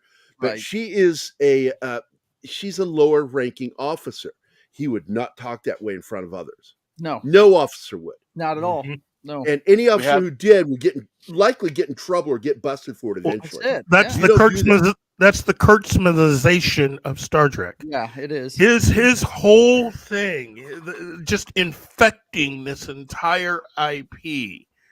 It's enough to make you just feel like you need a shower after you've watched it. Because exactly. And he was making it right here, just like Keith said, right here, White Keith. It's made for the modern audience, and it's like, no, it's not. I love there is no modern audience. What are you talking about? There's only the audience. And we all have a very similar thing. We want to see things that are good. According to my math, 15 years healthcare plus 20 years marketing. Gary's old. It's true. Hey, I'm a super chat from Kingsport. Hey, have y'all been talking metal? Not yet. I'm getting ready to get into it because we started into Star Wars, but I wanted to move into talking about the Mandalorian problem. And I will get into it. And this is something Keith and I've talked about before, and we'll get into it in a minute. You have my word, Kingsport Cal. Just as I'm done getting through all the comments. I've got 10 more left. $2 thank you video. You want to play one for us here? Because I'm in the chats. Thank you for your cooperation. Good night. I'll buy that for $1. So, yes, you have my word, Cal. We will be getting into it in a few minutes. But I do want to celebrate a little bit because I have no embarrassment of enjoying a little Schadenfreude every once in a while. That bitch earned this firing. Yeah, absolutely. And Kurtz, and so did Kennedy. Kennedy, when she's gone, stop teasing. Nobody's going to remember her in a good way. Nobody. She will become a memory, but it's going to be that thing where you have to get therapy. That memory that caused you trauma. That's you know Kathleen what? Kennedy. I don't mind her slow walking herself out the door as long as she takes that writers group with her. Yeah. Because I'm telling you, no, right they have now, to go. When she's gone, Star Wars can't survive. It Yeah. will not survive this group. It can't. They're too stupid. They're too inept. It's not just being stupid, it's inept. There is just a mountain of ineptitude. I mean, in Lucasfilm. You know what? Bob Iger should basically go to the board, scrape together a couple of $1 million and go to Skydance and get back some of their people that they lost to Skydance for their animation. Because I'm telling you right now, they are going to eat their lunch. Skydance is going to eat their lunch, absolutely. And Illumination on the other side is I mean, they've already started. They've already started eating their lunch. I mean, once Mario comes out, oh, hey, man. Do you want your pudding? Do you want your pudding, Kennedy? Oh, it's too bad. I'm eating it. Thanks. I've got your pudding. Hey, she's got an apple. If anybody wants her apple. Hey, Kennedy, I drink Oh, you don't your need to give her milkshake. anything. Just take it. I'm drinking your milkshake now. Roman of the Empire says, hey, as long as I can see a diverse family gathered around a table with some proper... I'm serious. I have seen things where I swear to God, this has been in the casting, where every single person at the family table is a different race. Yeah. Like, I'm not saying that doesn't happen every once in a while through adoption, but for Christ's sake, it makes sense. Representing? That's about it. Yeah. Yeah. Foster home. I was in the foster system. I remember what that was like. There's a lot of diversity there. Hello. But anyway, hey, as long as I can see a diverse family gather around a table and some properly sourced coffee and Beyond Bacon on the table, Beyond Bacon, I feel complete. All right, good one. Let's see. Che says, JJ got his start converting Steven Spielberg childhood movies to better media for storage, and Kathleen Kennedy was the person that got him the job. Look, JJ is a guy who... he really marketed himself really well as the next Steven Spielberg, George Lucas, but making things look like they were made by George Lucas and Steven Spielberg doesn't mean that you are George Lucas, Steven Spielberg. And we've painfully learned that. The only thing good, really good, that I feel that he's done is I liked Cloverfield as a producer. I thought he did a good job. I liked that film. And two, what he did with Mission Impossible. And that is it. I don't like anything else he has done since. Thank you. I didn't like Lost. I'm not. Never watched it. Never watched it. I watched the first season. I'm like, yeah, I'm out. I kind of liked it, but I will say this. Let me say something nice about Alex Kurtzman. Thank you for Fringe, and that is it. That's him? Oh, okay. Yeah. That was cool. That was cool. Okay. Pass Gerry an E and some lube. I don't even know what that means. What does that mean? Because you've spilled coffee with missing an E. Oh, yeah, eat shit. Fuck you guys. You want all this talent and good spelling? I tried to get into Alias because I'm all about the hot female spy thing. You know, I love the Nikita story, you know, and all that stuff. But man, it never went anywhere. It was a bunch of setup with no payoff. And I'm like, look, you can't keep stringing me along like this, man. Well, I agree with the Jenna Ortega criticism. Mm-hmm. Because look, not that she doesn't have a right to be protective of her character, but I consider that very unprofessional to go directly at the writers when you're the actor. There is a chain of command of how you do things on a movie set. Mm-hmm. And having worked in film and such, you don't do that. You don't do that. Confront the writers. Especially when you are the newbie. That's cost a lot of actors their jobs, by the way. At the first year show, it's not like you're a veteran. It's not like you're someone like, say, Harrison Ford on his new TV show for Hulu. That's different if he goes to the writers and say, "Hey, well, he's X, also Y, he's a producer. When you become a producer, it's a little different once you get that kind of power. But when you are just coming up as an actor, that's unprofessional as hell. Extremely. And I agree with him on that. He was absolutely right to call her out for that. And I feel bad for him that he got in hot water over that. He's a pro. I still want to hear what Joe was going to say. No, Cal, I'm sorry. No, why? No, it's not because I won't let Joe say it. It's just that Joe doesn't have that kind of memory. He'll never remember. I do remember what I was going to say. He is absolutely that person. He's just like me. He'll go to the fridge, be standing there and go, wait, was I just putting something in? What did I come here for? Yeah. Was I putting something in or getting it out? All right. It's too much weed when I was a bartender for 18 years. So, yeah. Short-term I know gone. who Perry Mason is. My mama loved that show. Okay. All right. Let's see. Hey, guys, great news. I just signed a contracts for 4 books with the publisher. Detail soon. Outstanding. Good job. You know a cover artist. Just saying.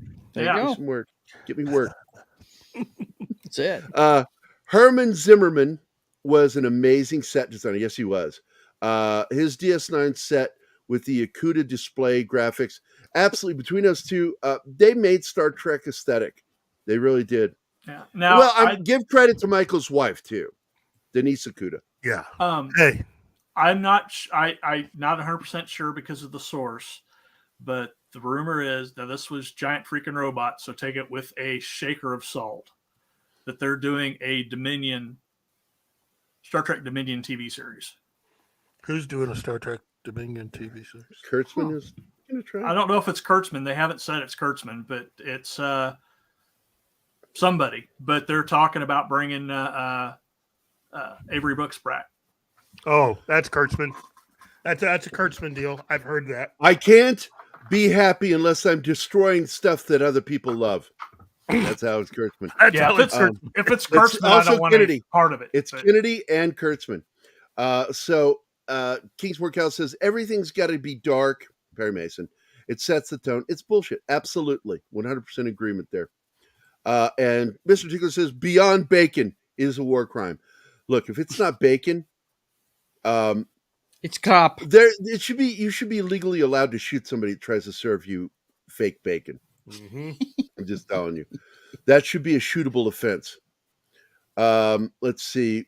Has anybody been starring while I've been reading any of the new comments? Do I need to go back through and do that too? Looks like I do. Okay. Let's see. I think you should start by here. Jar Jar say Baby Yoda. All right, look, I'm going to tell you some shit now, and this is where we get into Mando. So I really am going to put the Star Wars logo back up. Boom, Star Wars, because we're going to talk a little Mandalorian.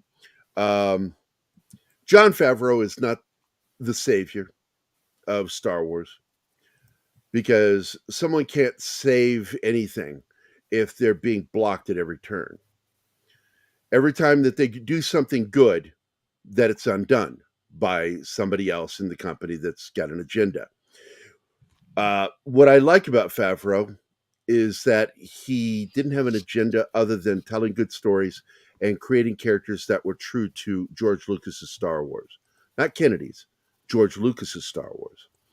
And you can't go wrong with somebody like that. Filoni, on the other hand, I think is duplicitous.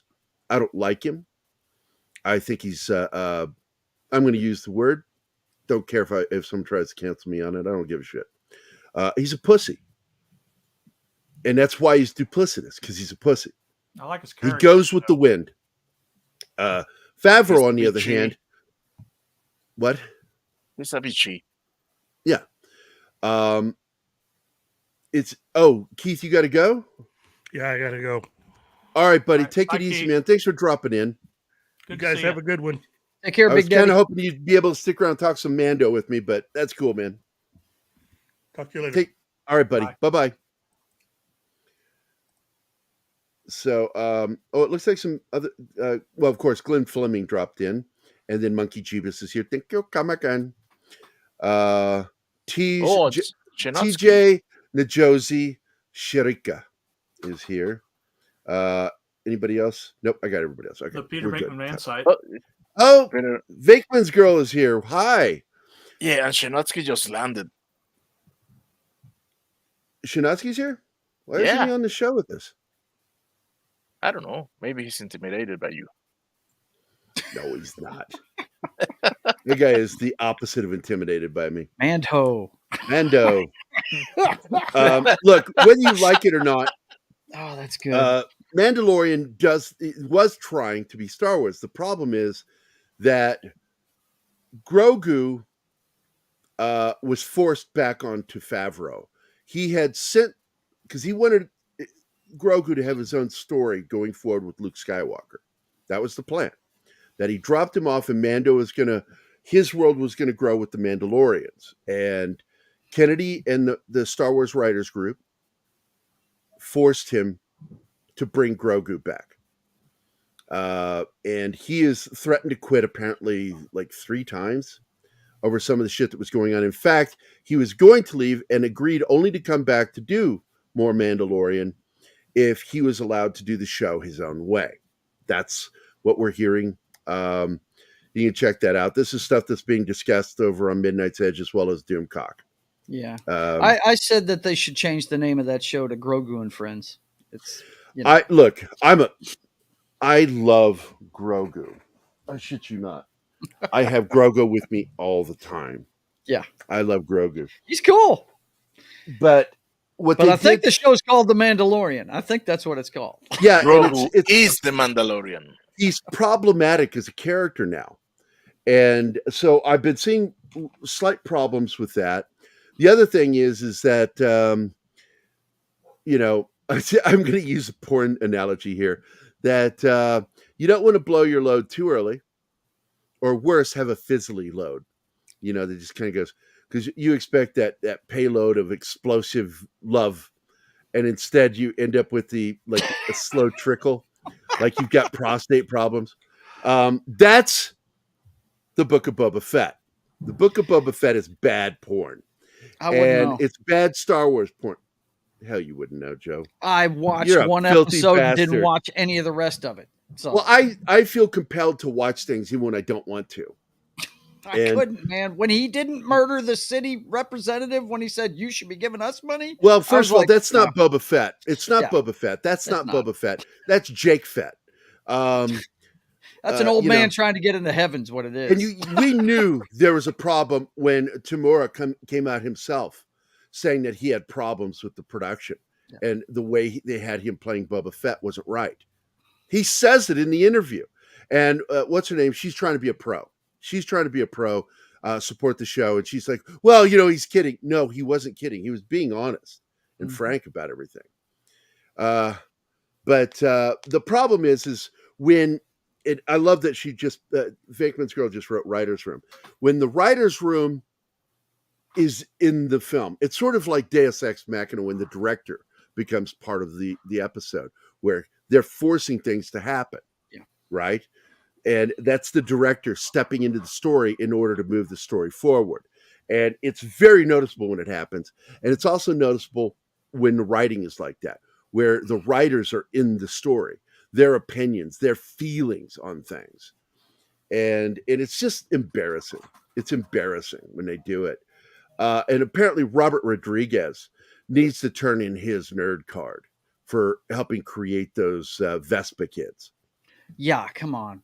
Well, just what are Power Rangers doing in a Star Wars show? In order to save the day, now Filoni's name is all over that show, but the fact is he wasn't the one running things there. He wasn't the one controlling the stories. He was in Georgia doing Mandalorian and working on stuff for Ahsoka, as I recall, too. Yeah. And which is why he responded when he was called, when Tamura didn't want to do lines, he wanted to give them to his co-star. Said something that was uncharacteristic for him as a director. Just read the lines as written. That's not Jon Favreau saying that. That's him not having control. He was angry and he was already wanting out. That's what you got in that comment. I know how to read things when people say things. I know to read into what some of the meaning was behind it. You know how to hack the matrix, as I like to say. You know, get into the minutia of the meaning of things. And Grogu is the Mando in the end. Yeah, and I think that's dumb. I think it's dumb. And I haven't seen the new episode, but I saw a clip of him flipping around and shit. Dude, yeah. And I'm like, this is my expression. I thought, my man Wes from Whatever Cast, he saw it and he hasn't seen the episode like you, and he played it last night on his Whatever Cast. He said, "I need to know if this is a gag or if this was really in the episode." It makes me ask the question. I got to be honest. That doesn't feel like Favreau. No, this doesn't feel like Favreau again. I'm starting to see things that are not feeling like Favreau, which is why I think, again, we're hearing rumors of him threatening to quit. When you start hearing that coming, you know, when that floats to the surface, right as episodes are coming out, it's simple math. Yep. It's not connecting dots, it's math. Mm-hmm. Do the math. Yep. When you hear these rumors, as each episode comes out, the timing is not coincidental. Mm-hmm. Yoda can flip. Baby Yoda can flip. I don't know. Yoda. If that is, I know Yoda, but also Grogu, Baby Yoda, is doing the same thing in this episode, apparently. And I was just like, I saw it and I'm like, yeah, but it looks stupid. It looks if really you're bad. of that size and you can use the Force, you better do that. Yeah. Oh, well, thank you. Thank you, Tickle Trunk. And by the way, somebody was asking who started calling me Gerry first. They thought it was Toxic Tuesday, Nick. No, no. It was you, Mr. Tickle Trunk, because you were listening to me talk about my sister Luann, and you picked that up and you went with it. And so now that there are several people that call me Gerry as a joke, and you started it. But thank you. I was right. And it's funny when things come out and people go, "Holy crap, Gerry was right." And I go, mm-hmm. Because unlike Keith has a murder board. John knows what I'm talking about. He has a hidden murder board in his closet with red yarn going from stick pins of who's connected to what. And that's actually in his brain. That's how he operates. Wow. And I'll just sit there and he'll just amaze me with the information he'll lay out. And I'll go, I wasn't aware of that. But then he'll turn right around and I'll say something. I'll predict something. And then it happens.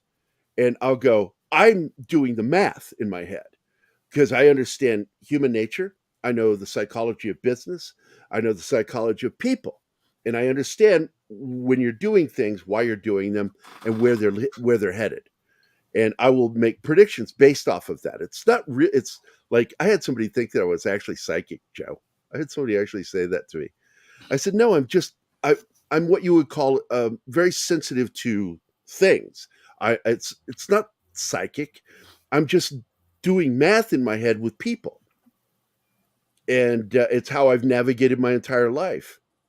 And so I believe that we're going to see problems with Mandalorian, and the numbers are dropping this season. I think part of that is also still because of Gina Carano. People aren't coming back to Disney. Of the episodes. This is something that Disney was already warning us about in advance, that they're going to be doing that. They'll have a long episode and a short episode. How can you do that? If you plan to have a future for a show, maybe selling it for to be played on other networks. Right, syndication, right? They have to be the same length. You're going to have it's 35 minutes of ads during a 25-minute show? What the? Yeah, I don't understand what they're doing. It's ridiculous. It's stupid. More going back to people doing moronic things that go against logic and marketing. Kathleen Kennedy dismissed that little streaming show to put her stamp on feature films. Then Mando became the hot Star Wars property. She's taking it over. It's obvious. Her filthy fingerprints are all over it. I agree, Keith. Absolutely 100%. Mm-hmm. And, I don't think that I predict that Favreau is going to leave at the end of this season if this shit continues, because it's a toxic environment. You can't work with people like that. I mean, we heard already about Victoria Alonso creating a toxic environment for special effects employees. Yeah, well, Jon Favreau already has a landing spot when he decides to step away. Shoot, James Gunn will take him in 2 seconds. Yeah. Yep.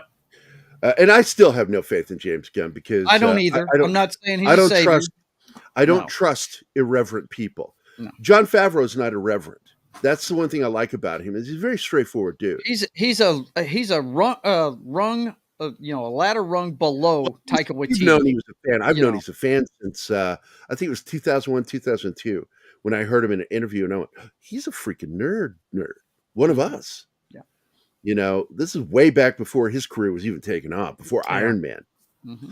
Sometimes the actors know more about the characters when they've been playing them. No, I absolutely agree with you, Vickman's girl.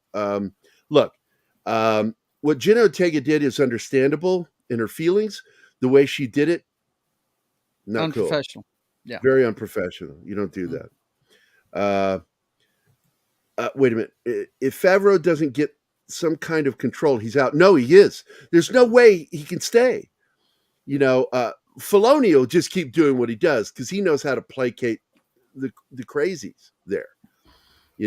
He hires people like, and I can't watch an episode that has Wanda Sykes in it. I hate her voice that much. I cannot stand it. It's like scratching a chalkboard kind of shit. She's got one of the most annoying I won't watch the new History of the World Part 2. I'm not going to watch it. She's in it. She's why I couldn't watch the Oscars last year. I cannot stand her. She's terrible. She's not funny. Yeah. I don't think she's very talented in the acting department, and her voice is grating. So, I'm telling you, that'll be a major coup. Because Favreau and Gunn are friends. Mm-hmm. So Grogu has become a potato. The character is underdeveloped yet overused. He's a toddler. He can do Jedi flips but can't talk. I wish the flying lizard thing had eaten him. That was a little harsh. I can see Favreau going and taking over the Green Lantern series. I was fixing to say he'd be perfect for that. He definitely would. I agree. I'm sick of the Empire being made into a joke. I don't like it. Yeah. Shinatsky, I don't like it either. I'm not going to criticize. I'm not going to criticize getting more content from something I like. My hope is that, because I actually enjoyed season 2. I don't agree with people. I enjoyed season 2 of The Mandalorian. Mm-hmm. I liked the search, the hunt, everything. I liked everything they did. I really did. So Katana showing up was cool. It was. I enjoyed that. Yeah. The gunfight between him and Michael Biehn was really good. Yep. There were moments even in Boba Fett that I had fun. I liked the gunfight between Justified and Cad Bane. That's one of the best characters they've come up with on that show, the Marshal. I liked his character. I liked his character. Mm-hmm. But you could tell there were different writers with those scenes because the characters were different in Boba Fett than they are on Mandalorian. Mm-hmm. They became kind of goofy or weird. But that scene with Cad Bane was really good. I liked how they laid out the scene with his deputy distracting him because he kept fucking moving. After he told him, get back, stay back, and showing how stupid he is. I'm glad he died. I'm glad he got killed because he's too stupid to be a deputy. A character that does that. He got the sheriff shot. Mm-hmm. But Cad Bane, it was kind of cool seeing a live action Cad Bane. I enjoyed that. And I did kind of enjoy the final fight between him and Boba Fett and bringing up even though he didn't say it directly, he's the reason why there's a dent in his helmet. Yeah. Because they fought before. And I enjoyed it. I enjoyed the fact that he did the classic Wyatt Earp thing. I can't beat him, can I? Kind of thing with Bubba not knowing that he's not as fast as him. But he beat him because he fought a different way. This time with the I forgot the something stick. Gaffy. Is Gaffy stick? Yeah, Gaffy stick. I enjoyed that. And then he stabbed him right in the chest. I'm like, yeah. But the rest of it was stupid.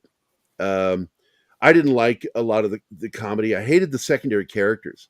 They were trying to put too much focus on secondary characters. We don't care about those secondary characters. We have zero investment into those characters. Why are you putting so much into them? I would like to see one of the fan edits. I heard that they're all these secondary characters were removed, all their scenes, past the ones where they're interacting with the main character, but they even limit those and turned That it would into be interesting to one see. short film, the entire Boba Fett series into one right film. in about 30 minutes, right? Yep. And of course, Mandalorian, Jon Favreau was called in to save the show. And so they brought in what was supposed to be the premiere episode of the next season. Yeah, I'm going to have to watch that eventually. That's the Luke Skywalker part with Grogu, right? Yeah. The premiere, hold on, the premiere episode of season 3 was a transitional episode. Yeah. That's why it, because Tom said it. Tom and I were talking for Midnight's Edge. He says, it's it doesn't do anything. It doesn't go anywhere. I said, yeah, it's a transitional episode. They're essential in good storytelling. They are. You need transitional episodes, but you don't do it with the premiere. That's because the premiere was used for Boba Fett, Book of Boba Fett. And huge mistake. Huge freaking mistake. And just showing just how bad that show was, how it was handled by management. So I didn't watch that one, and I didn't watch Kenobi. I didn't get the point of that show either. So, yeah, absolutely agree with you. Was that me or is it somebody else? No, that was my phone. Oh, okay. Whew. All right. I was like going, did I get a phone call? I hate it when they call me during a show. The good stuff wasn't worth the bad. Season 3 of Mando is unforgivable. Let Star Wars die. I don't agree with that even remotely. That last statement. No. I think that there's hope for Star Wars. There's always hope for Star Wars. There's hope for Doctor Who. I will come back when that hope returns. I didn't like the last iterations of the Doctor in the original classic series. I didn't like Mick, what's his name? I didn't like the guy before him. Sylvester McCoy? I didn't like McCoy or Baker. Oh, Colin Baker is the worst Doctor there ever was. He's a nice guy, though. Yeah, he's a nice guy, but he was turned into a buffoon by this. A lot of that was the writers. It was the BBC. The BBC created the Colin Baker Doctor Who. They created his costume. It was the first Doctor and one of the only Doctors where the costume was forced on him. The other actors got to pick their costumes from wardrobe. He didn't. So that is very problematic. When the BBC interferes, inserts itself into Doctor Who, problems happen. And so that Doctor was a failure. And then they got McCoy, and I didn't like McCoy either. I just didn't like any of those episodes. I can't watch them. And then it was dead.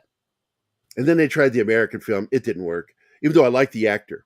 But then, what's his name creates the new series. Yeah. And brings in a legitimate actor, Chris Eccleston, and makes an amazing show. It came back to life again. So things that you think are dead can always come back if you get the right people involved. Davies is who I was trying to think of the name of. And not Ray Davies. He's with the Kings. Yeah. Russell T. Davies. So basically, I believe that everything should be put to bed for a while. Let it rest. And then when you got somebody who loves it and wants to nurture it and bring it back to its true form, let it come back. Yeah. Don't give up hope on these properties. Man. I never There's give a up reason hope why on we them. love them to begin with. Yep. I want somebody swinging back. We need people who love it as much as us. Yeah. The pendulum swinging back. What Kingsport Kell was talking about earlier, wanting to hear what I had to say. I actually watched the Oscars this year from beginning to end. And it was surprisingly not that political. They just need to shit can Kimmel and they'll have a decent show again because they understood they were losing their ratings. So Ricky Gervais should host every. Yes, he should. Every friggin' award show. It would be must-see TV. Are you kidding me? It would be awesome. But they were celebrating film this year, Gary. Imagine I got to tell you, Peter Venkman's girl, go check out McGann's Doctor Who BBC radio shows. Yes. Nails it. Oh, he yeah. is good. He is a good doctor. We need a cultural shift back to normal. Well, it's just you need to put things back to where they're just good writing. It's coming. These things go in waves, and Gary would probably agree with this. He's seen it swing left, it swings right. It's going to go back to center and back to You'll right. always again. get an asshole. There's always assholes out there that luck into a job. Yep. It just happens. But I won't watch the Oscars because here's why. I don't. They're not real. No, we know it's always been real. political. People's Choice Award is a real award. Ones where fans vote.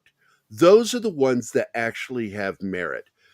All the Oscars is a means to get more pay for the gigs that you do. That's all they are. Half the time, especially since the 80s, the films that are being nominated, was it really that deserving? Really? Yeah, right. Yeah. They really ignored some good stuff. Actors, and we'd love to do the equality thing, and I loved how Jennifer Lawrence got called out on that when on Between Two Ferns when what's his name, the comedian, says you won for Best Actress. Should it just be Best Actor? Shouldn't you try for that? And I like that because I've said it for a long time that you want to get rid of the word, and I do. I refer to women as actors. Yeah. But the fact is the minute you do get rid of that line in the nomination process, you'll see a lot less women getting awards. And that dipshit producer director made a big deal out of no women films were nominated for Best Director. And I'm like, well, guess you better do better next time. That's it. Tough shit. Tough shit. Do better. I got to tell you, there are a lot more male directors of different color not nominated for their films. A lot more than the women not nominated. Yeah. But that's what's important, because you should be nominated based off your gender and your race, not off of the quality of your work. That's the problem with the Oscars. Yeah. Mexican Iron Man with the $5 super chat. Mando 3 shows me one, Favreau has given up or two blocked. And that's what I'm saying is happening. 2, I think I will die before I get high quality, consistent Star Wars or Star Trek. I don't think so. We're going to see it in our lifetime, Mikey. And I believe that. I do. I see the curve. Will we get there? No, I got to tell you, things can screw it up because we're on the right path with Warner Brothers. And then December happened. And James Gunn and the removal of Henry Cavill, big mistake. Now, I agree that maybe The Rock overplayed his hand, but that doesn't mean you punish Henry Cavill for it. No. And the fans. You don't punish the fans. James Gunn doesn't revere the fans. It's clear because he attacks fans. You're the head of DC Cinematic, the co-head, and you're attacking your audience, the people that pay you money. Not very sound. Good marketing. Yeah. So David Zaslav, even he can shit the bed. And I have very high doubts with James Gunn. I'll see it when I see it. That's how I am with Gunn. We'll see. I have no faith in him. But I do have faith that in Favreau, if Favreau doesn't quit, that if he sticks this out for the long game, and that was what I was hoping we were going to see with this, but already I'm seeing the infiltration of Kennedy in the writers group again with Mandalorian. And this new episode, I haven't even watched it yet. I was waiting to see it today with Anima. I'm going to tell you, dude, that scene with Grogu and the young Mandalorian, I'm not pleased with that clip. I'm like, what is this? That's like, I'm sorry, jumping the shark. Yeah. It's jumping the shark. Only it was jumping a young Mandalorian in this case. Oh, but don't say it that way. It sounds like perverted. It does. That's creepy, dude. You're a creepy dude, Joe. I didn't know how creepy you were. You're a creep. Strange guy, man. I'm kidding, buddy. We have 2 minutes left. We have 2 minutes, and I need to give a video to our good friend Mexican Iron Man. And you know what? I need to get one just to annoy him, but I'm not going to do that right now. Instead, I'm going to give him one of my favorites I haven't played in a while. Hello. Hey, Brian, it's me. I got a question for you. Herbert and I are playing categories. Would you count NyQuil as a beverage? No, right? No. Yeah, not gonna fly, old man. Thanks, Brian. Oh, that is bullshit. Sounds awesome. Thanks, Mikey. I appreciate it, man. I just say don't ever give up hope, because the audience will eventually win. It's we're not going away. Fans aren't going away. Now, agreed, some of us are going to die before some of the shit's done. Just look at the longest running franchise in Hollywood history. Bond has had its up and downs, and it will have its up again. Sometimes literally, Yep. as well as figuratively. Mm-hmm. Morning Coffee with Gerry. Oh, that's our banner. Oh, I never read it. What, the future of Marvel, Mandalorian. Oh, did we talk about all those things? Yeah, I believe we did. I think that was a got it all complete covered. episode. Well, I'm sorry that Nathan and Brian weren't able to make it. I love those guys. Very good friends of mine. Know their stuff. Nathan absolutely knows his stuff. He works in the entertainment and gaming industries, and just a very knowledgeable fan. And that's why he's, we've been friends for 30 years, man. You have to see it in context, Gerry. I see everything in context. A lot of times people think they see it in context, and then I'll lay down how I'm looking at it, and they'll go, "Oh, I didn't consider that." I said, "That's because I'm looking in full context." So yeah, totally agree with you, Cal, on that. Paramount, CBS created their own problem. Yep, absolutely. Lone Ranger, Zorro, I'm not looking forward to anything modern. If it's made for a modern audience, I'm out. I want quality. Me, and I'm going to die. I'm not a young man. I guarantee you, dude, that we will survive to see some of it. We will. Well, we need to wrap up. All right. Well, that's it, guys. I want to thank everybody for being here. I want to thank Andy Morrow, Animal Confused, the Sox Bulletins, the Orlando Dragon, Penny, and Dragon Ruse, D. Bud Martin, Wolverine 626, Kingsport Cal, Mexican Iron Man, Geek Time TV, also known as White Keith, Grandmaster UV, Don Ecker, them sons of bitches, Roman of the Empire, let's see, TJ Najosi Shariika, Mr. Tickle Trunk, Glenn Fleming, that's Fleming, Glenn Fleming, Monka Jibas, thank you, come again. Let's see, and I want to thank Keith for being here too, by the way. Shinatsky and Black Az, thanks guys for being here today. Joe, thanks for dropping in, buddy. Thanks for being here, John. Thanks for being here, Martin. Thank you, Bill, for producing the show today. Love you guys, and hope to see you guys tomorrow morning when we do Fantastic Friday. Going to be talking some more shows. Going to talk about Mando too. What's good and what's bad.